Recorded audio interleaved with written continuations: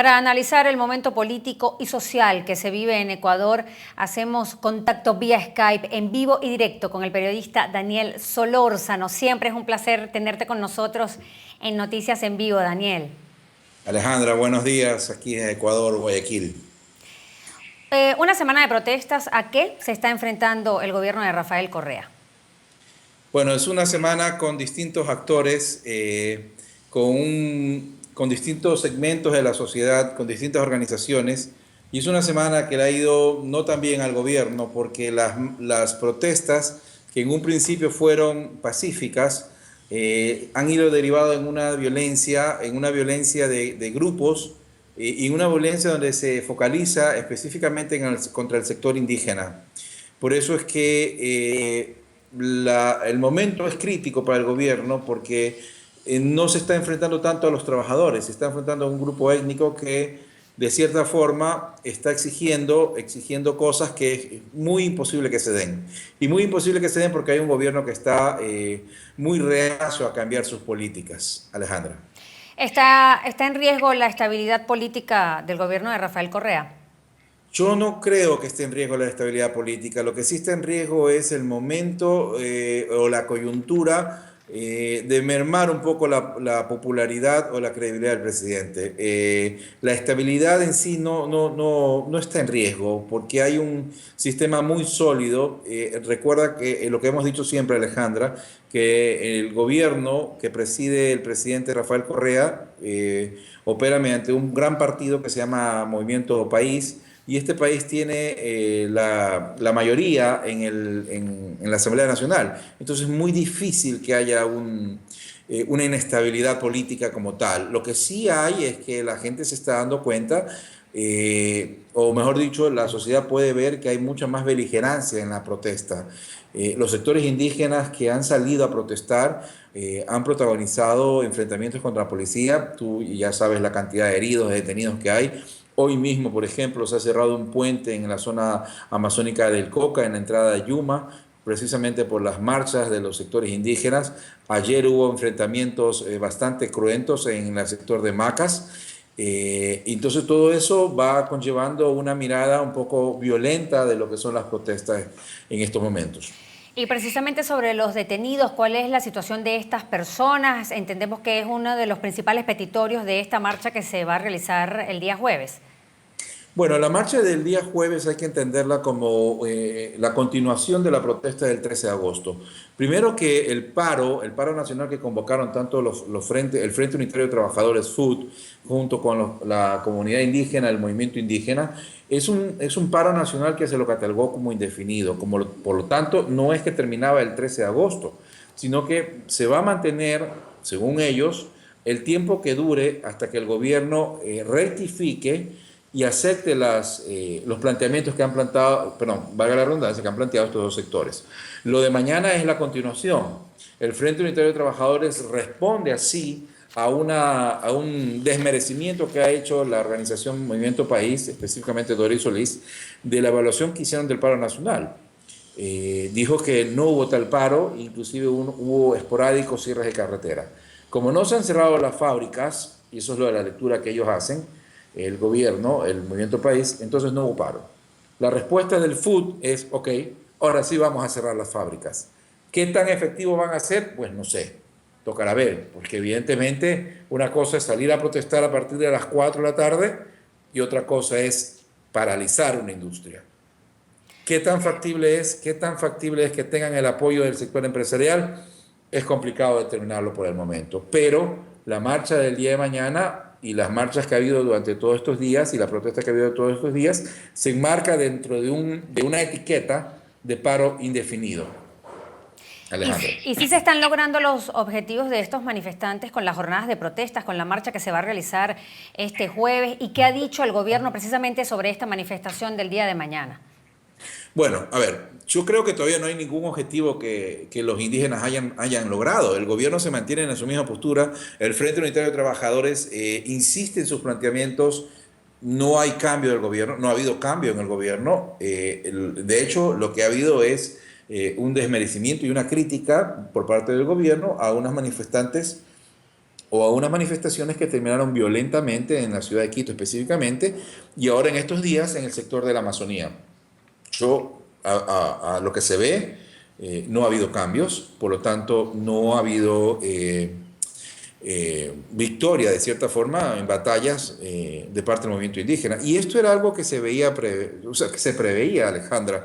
Cuando tú catalogas un paro indefinido, lo que estás haciendo es que te estás condenando a que tienes que mantenerte en tu protesta hasta que tus planteamientos o tus reivindicaciones sean consolidadas. Muy bien, entonces, como no ha habido de momento nada que logre justamente lo que ellos están requiriendo, entonces se van a mantener las protestas, por un lado. Por otro lado, hay un gobierno que está sólidamente constituido, con bases sólidamente constituidas, que de momento no veo que vaya a dar marcha atrás.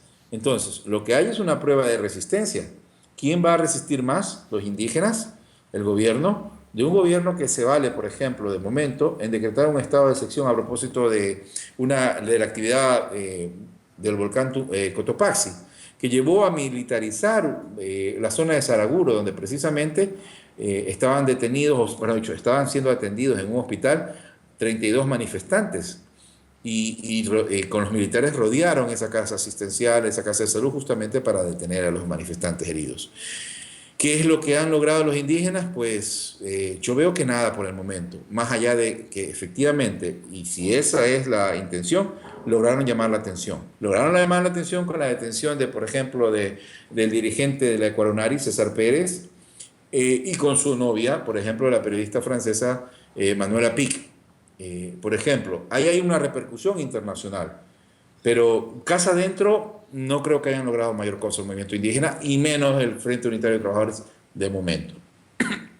Afectación económica luego de esta semana de resistencia, como la has llamado tú, Daniel. Bueno, es difícil catalogar. Economistas dicen que efectivamente hay una pérdida cada día de paro. El mismo gobierno dijo que cada vez que se paralizaba había unas pérdidas, pero todavía creo que es a priori lanzar cifras. ¿Y por qué es a priori, Alejandra? Porque hay que entender claramente que no es que ha paralizado el sector industrial, no es que ha paralizado el sector productivo. Las manifestaciones que se han dado son manifestaciones ciudadanas, manifestaciones del sector indígena, manifestación del Frente Unitario de Trabajadores, y estas manifestaciones del Frente Unitario de Trabajadores, dicho sea de paso, la hicieron fuera de la jornada laboral. ¿Por qué? Porque dentro de la jornada laboral está prohibido paralizar los servicios públicos, está prohibido salir, abandonar sus trabajos. Entonces los trabajadores también se ven con una camisa de fuerza bastante complicada para poder salir a manifestarse.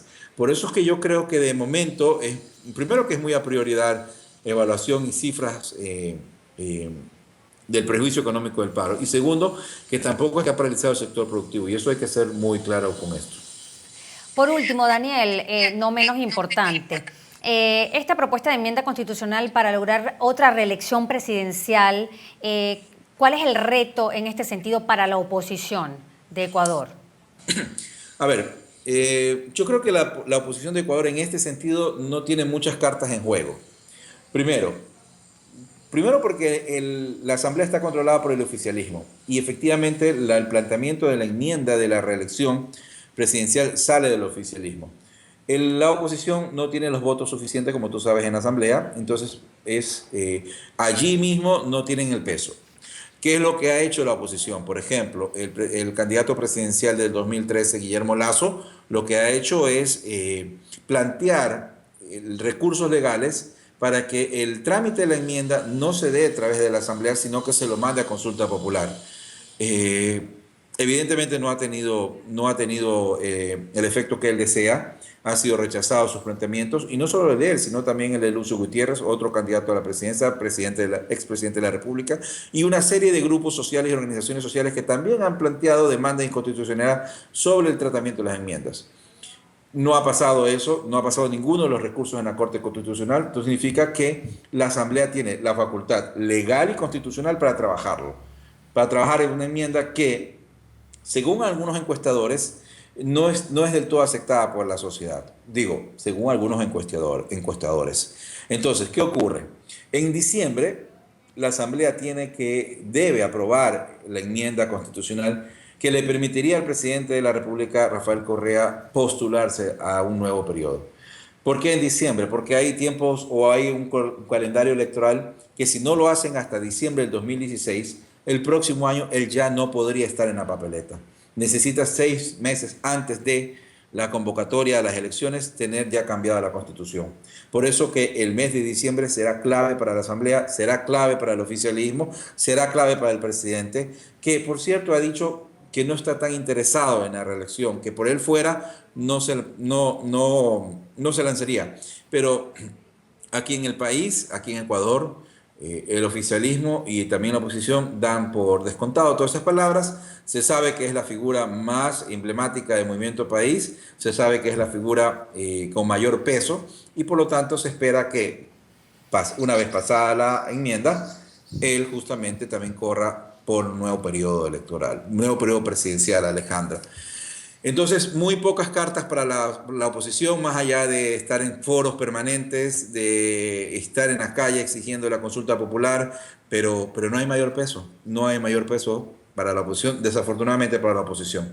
El oficialismo, dicho sea de paso, o lo recalco, tiene un procedimiento que es legal y es constitucional. La enmienda es legal y constitucional, está siendo tratada de manera legal y constitucional. Si es político o no, pues esa es otra lectura. En la calle pueden decir que no están de acuerdo con la reelección y ahí puede haber partidarios a favor y en contra, como en todos lados. Bien, bien, muchísimas gracias. Daniel Solórzano, periodista de Ecuador, dándonos su mirada sobre la situación política y social. Estaremos muy pendientes de esta marcha que se realizará el día jueves en esta nación de Latinoamérica.